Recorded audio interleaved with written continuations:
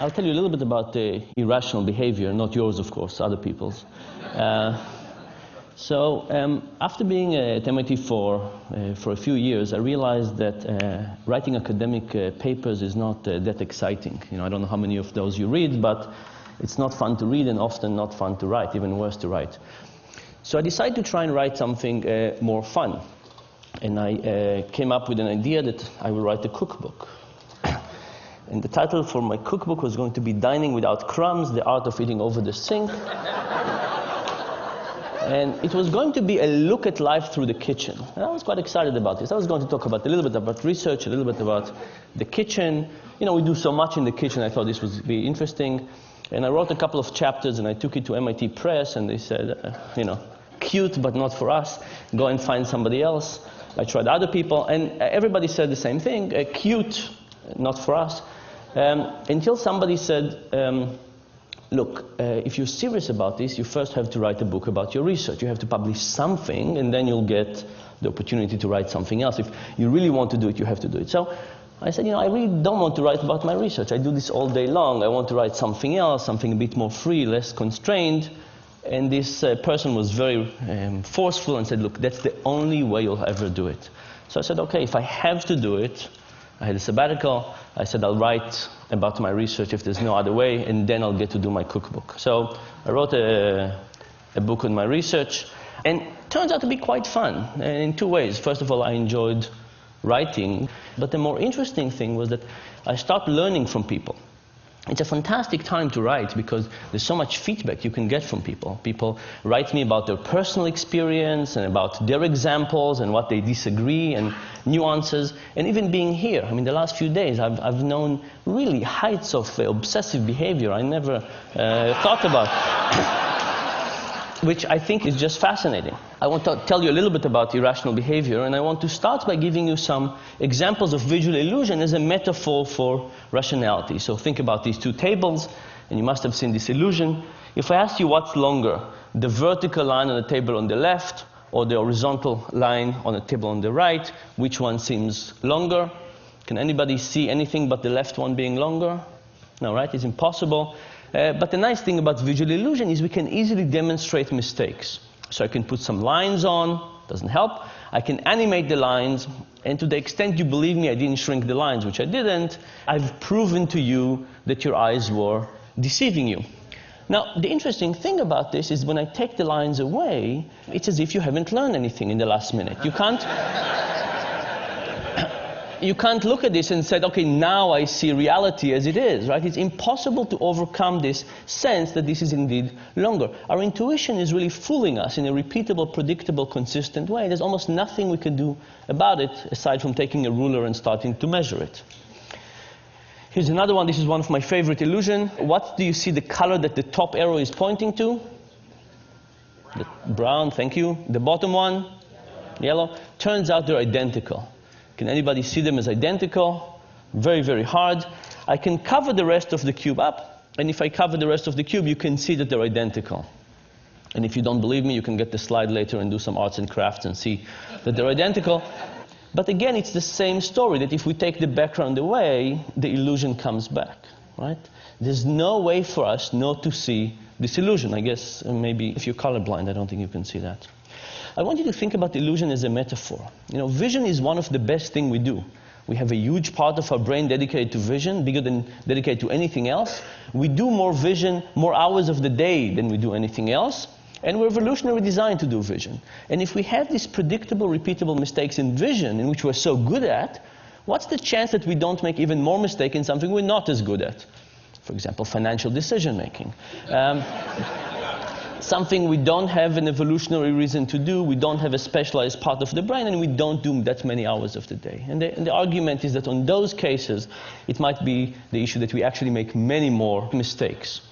And worse, not have an easy way to see them. Because in visual illusions, we could easily demonstrate the mistakes. In cognitive illusion, it's much, much harder to demonstrate to people the mistakes. So I want to show you some cognitive illusion, or decision-making illusion in the same way. This is one of my favorite plots in social sciences. It's from a paper by Johnson and Goldstein. And it basically shows the percentage of people who indicate that they would be interested in giving their organs to donation. And these are different countries in Europe, and you basically see two types of countries. Countries on the right that seems to be giving a lot, and countries on the left that seems to be giving very little, or much less. The question is why? Why do some countries give a lot and some countries give a little? When you ask people this question, they usually think that it has to be something about culture, right? How much do you care about people? Giving your organs to somebody else is probably about how much you care about society, how linked you are. Or maybe it is about religion. But if you look at this plot, you could see that countries that we think about as very similar actually exhibit very different behavior. For example, Sweden is all the way on the right, and Denmark, that we think is culturally very similar, is all the way on the left. Germany is on the left, and Austria is on the right. The Netherlands is on the left, and Belgium is on the right. And finally, depending on your particular version of European similarity, you can think about the UK and France as either similar culturally or not. But it turns out that from organ donation, they're very different. By the way, the Netherlands is an interesting story. You see, the Netherlands is kind of the biggest of the small group. Turns out that they got to 28% after mailing every household in the country a letter begging people to join this organ donation program. Right, so you know the expression, begging only gets you so far? It's 28% in organ donation. But whatever the countries on the right are doing, they're doing a much better job than begging. So what are they doing? Turns out the secret has to do with the form at the DMV. And here's the story. The countries on the left have a form at the DMV that looks something like this. Check the box below if you want to participate in the organ donor program. And what happens? People don't check and they don't join. The countries on the right, the ones that give a lot, have a slightly different form. It says check the box below if you don't want to participate.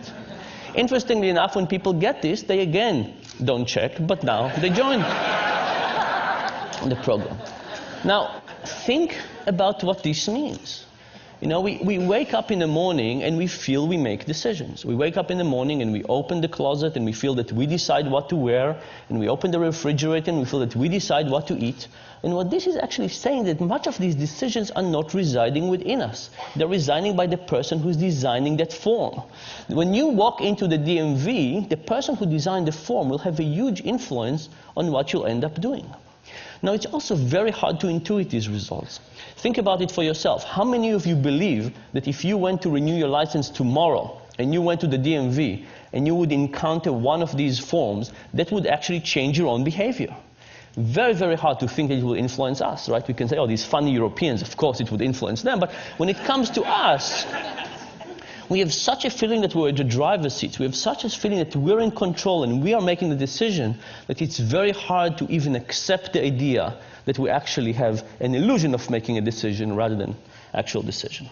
Now, you might say, you know, these are decisions we don't care about. In fact, by definition, these are decisions about something that will happen to us after we die. How could we care about something less than something that happens after we die? So a standard economist, somebody who believes in rationality, would say, you know what? The cost of lifting the pencil and marking a V is higher than the possible benefit of the decision, so that's why we get this effect. But in fact, it's not because it's easy, it's not because it's trivial, it's not because we don't care, it's the opposite. It's because we care, it's difficult, and it's complex, and it's so complex that we don't know what to do. And because we have no idea what to do, we just pick whatever it was that was chosen for us. I'll give you one more example for this. This is from a paper by Redelmeyer and Shafir. And they said, you know, would this effect also happens to experts? People who are well paid, experts in their decisions, do it a lot. And they basically took a group of physicians. And they presented to them a case study of a patient. And they said, here's a patient, he's a 67-year-old farmer, he's been suffering from a right hip pain for a while. And then they said to the physician, yes, you decided a few weeks ago that nothing is working for this patient. All these medications, nothing seems to be working, so you refer the patient to hip replacement therapy, hip replacement, okay? So the patient is on a path to have his hip replaced. And then they said, half the physician, they said, yesterday, you reviewed the patient's case and you realized that you forgot to try one medication. You did not try ibuprofen. What do? Do you pull the patient back and try ibuprofen, or do you let them go and have hip replacement? Well, the good news is that most physicians in this case decided to pull the patient and try ibuprofen. Very good for the physicians. The other group of the physicians, they said, yesterday when you reviewed the case, you discovered there were two medications you didn't try out yet, ibuprofen and piroxicam. They said, you have two medications you didn't try out yet. What do? You let them go, or you pull them back. And if you pull them back, do you try ibuprofen or piroxicam? Which one? Now, think of it. This decision makes it as easy to let the patient continue with hip replacement, but pulling them back all of a sudden becomes more complex. There's one more decision. What happens now? Majority of the physicians now choose to let the patient go to hip replacement. I hope this worries you, by the way, when you go to see your physician. The thing is that no physician would ever say, piroxicam, ibuprofen, hip replacement, let's go for hip replacement. But the moment you set this as the default, it has a huge power on whatever people end up doing. I'll give you a couple of more examples of irrational decision making. Imagine I give you a choice. Do you want to go for a weekend to Rome, all expenses paid, hotel, transportation, food, breakfast, a continental breakfast, everything, or a weekend in Paris? Now, weekend in Paris, weekend in Rome, these are different things. They have different food, different culture, different art. Now, imagine I added a choice to the set that nobody wanted. Imagine I said a weekend in Rome, a weekend in Paris, or having your car stolen. Now, it's a funny idea, because why would having your car stolen in this set influence anything? But what if the option to have your car stolen was not exactly like this? What if it was a trip to Rome, all expenses paid, transportation, breakfast, but doesn't include coffee in the morning? If you want coffee, you have to pay for it yourself. It's €2.50. Now, in some ways, given that you can have Rome with coffee, why would you possibly want Rome without coffee? It's like having your car stolen. It's an inferior option. But guess what happened? The moment you add Rome without coffee, Rome with coffee become more popular, and people choose it. The fact that you have Rome without coffee makes Rome with coffee look superior, and not just to Rome without coffee, even superior to Paris. Here are two examples of this principle. This was an ad from The Economist a few years ago that gave us three choices. An online subscription for $59, a print subscription for $125, or you could get both for $125. Now, I looked at this and I called up The Economist and I tried to figure out what were they thinking. And they passed me from one person to another, until eventually I got to a person who was in charge of the website, and I called them up, and they went to check what was going on, and the next thing I know, the ad is gone, and no explanation. So I decided to do the experiment that I would have loved The Economist to do with me. I took this and I gave it to 100 MIT students. I said, what would you choose? And these are the market share. Most people wanted the combo deal. Thankfully, nobody wanted the dominated options. It means our students can read. But now, if you have an option that nobody wants, you would take it off, right? So I printed another version of this when I eliminated the middle option, and I gave it to another 100 students. Here's what happens. Now the most popular option became the least popular, and the least popular became the most popular.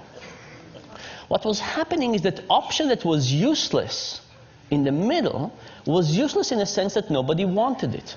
But it wasn't useless in the sense that it helped people figure out what they wanted. In fact, relative to the option in the middle, which was get only the print for $125, the print and web for $125 looked like a fantastic deal. And as a consequence, people chose it.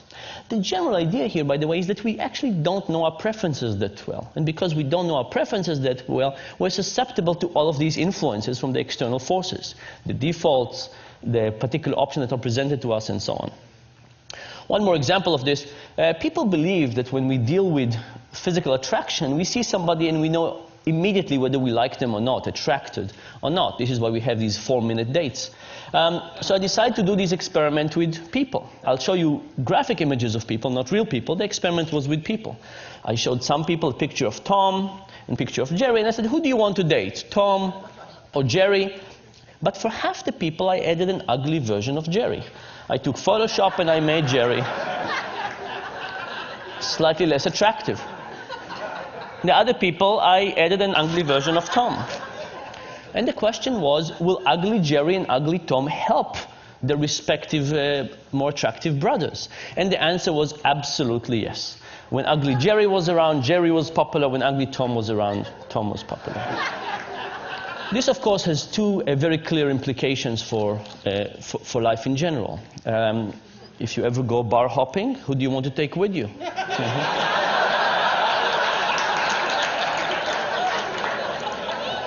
You want a slightly uglier version of yourself. Similar, but slightly uglier.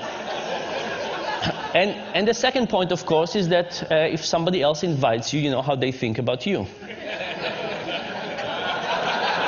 Now you're getting it. What is the general point? The general point is that when we think about economics, we have this beautiful view of human nature. You know, what a piece of work is man, how noble in reason. We have this view of ourselves, of others. The behavioral economics perspective is slightly less generous to people. In fact, in medical terms, that's our view. But there is a silver lining. And the silver lining is, I think, kind of the reason that behavioral economics is interesting and exciting. You know, are we Superman or are we Homer Simpson?